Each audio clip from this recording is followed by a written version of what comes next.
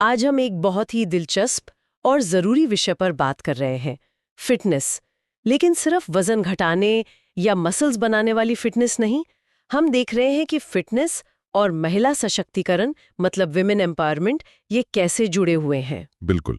आमतौर पे लोग सोचते हैं फिटनेस मतलब बस फिजिकल हेल्थ, अच्छी सेहत। पर हमारे पास जो ये लेख है जिसकी हम आज चर्चा कर रहे हैं वो दिखाता है कि ये कनेक्शन कितना गहरा और बहुआयामी है। हाँ, मतलब ये सिर्फ शरीर तक सीमित नहीं है। जी नहीं, ये मानसिक, सामाजिक, यहाँ तक कि आर्थिक पहलू को भी छूता है। तो आज हम इसी को थोड़ा खोलकर समझने की भी कोशिश करेंगे। तो चलिए शुरू करते हैं। लेख की एक बड़ी बात यह है कि कसरत सिर्फ बॉडी को नहीं, मन को भी ट्रेन करती है ना? बिल्कुल सही। ये एक तरह से आत्मविश्वास और संकल्प की नींव रखता है। और ये समझना जरूरी है कि ये कोई सीधी रेखा नहीं है कि बस कसरत की और सशक्त हो गए। कई चीजें आपस में जुड़ी हैं, एक पूरा सिस्टम है। अच्छा, जैसे लेख में बताया है कि जब हम व्यायाम करते हैं तो एंडोर्फिन रिलीज होते हैं। हाँ, ये तो नेचुरल मूड बूस्टर है। तो ये सीधे सीधे तनाव और चिंता को कम करते हैं। जी, और जब आप मानसिक रूप से ज्यादा शांत और स्थिर महसूस करते हैं तो जाहिर है आपके निर्णय बेहतर होते हैं, आत्मविश्वास बढ़ता है। और लेख ये भी कहता है कि ये उन महिलाओं के लिए और भी जरूरी है जो आप जानते हैं कई भूमिकाएं निभा रही हैं, घर बाहर सब संभाल रही हैं। उनके लिए ये मानसिक दृढ़ता बहुत काम आती है। बिल्कुल, यही भावनात्मक संतुलन जैसा लेख कह रहा है वो एम्पावरमेंट की बुनियाद है। और इसमें सिर्फ जिम वाली कसरत ही नहीं, योग और ध्यान जैसी चीजें भी आती हैं। ये आपको माइंडफुल बनाती हैं, मतलब अपने मन के प्रति जागरूक। हाँ, ये तो हुई मानसिक और भावनात्मक शक्ति की बात। लेकिन एक और एंगल है शारीरिक सुरक्षा का। जी। जैसे आत्मरक्षा, सेल्फ डिफेंस, जी। मार्शल आर्ट सीखना। लेख कहता है इससे सुरक्षा की भावना बढ़ती है, आप ज्यादा अलर्ट रहते हैं। हाँ, और ये सिर्फ टेक्निक सीखने की बात नहीं है, ये एहसास कि मैं अपनी रक्षा कर सकता हूँ, सकती हूँ, ये अपने आप में बहुत सशक्तिकरण देता है। और एक और दिलचस्प बात, जब महिलाएं उन क्षेत्रों में जाती हैं जिन्हें परंपरागत रूप से पुरुषों का माना जाता है, जैसे वेट लिफ्टिंग, हाँ हाँ, बिल्कुल। तो वो एक तरह से समाज की बनी बनाई सोच को, स्टीरियोटाइप्स को तोड़ती हैं। सही कहा। ये नारीत्व की परिभाषा को ही इलार्जी करता है, उसे विस्तार देता है कि कोमलता के साथ ताकत भी हो सकती है, साहस भी। ये जरूरी बदलाव है सोच में। और अब तो सोशल मीडिया का भी बड़ा रोल है इसमें। फिटनेस इन्फ्लुएंसर्स हैं, एक्सेस बढ़ा है। जी, प्रेरणा मिलती है, जानकारी मिलती है। लेकिन लेख एक कदम और आगे जाता है। वो कैसे? वो बताता है कि कैसे कई महिलाओं ने फिटनेस को ही अपना करियर बना लिया है।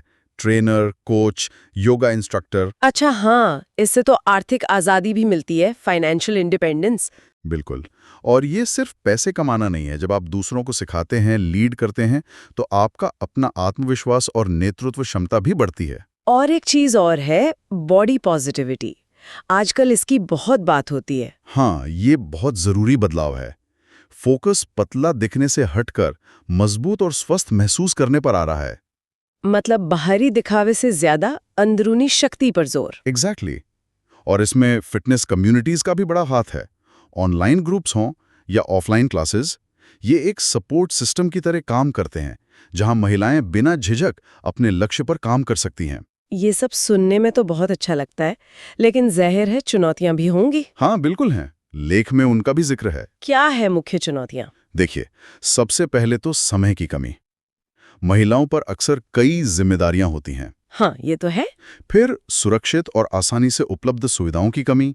हर जगह अच्छे जिम या पार्क नहीं होते। बॉडी शेमिंग भी एक मुद्दा है ना? जजमेंट का डर। बिल्कुल। और कुछ सामाजिक और सांस्कृतिक बाधाएं भी होती हैं कि ये महिलाओं का काम नहीं है या इस तरह के कपड़े पहनना ठीक नहीं है। तो इन चुनौतियों से कैसे निपटा जाए? यहीं पर शिक्षा और संस्थानों की भूमिका आती है। लेख इसी पर जोर देता है। स्कूलों और कॉलेजों में फिटनेस को सिर्फ एक एक्स्ट्रा एक्टिविटी की तरह नहीं, बल्कि पाठ्यक्रम का जरूरी हिस्सा बनाना चाहिए। मतलब सिर्फ खेलकूद नहीं, बल्कि पोषण, मानसिक स्वास्थ्य, आत्मरक्षा, इन सब पर बात हो। जी हाँ। जागरूकता बढ़ाना बहुत जरूरी है।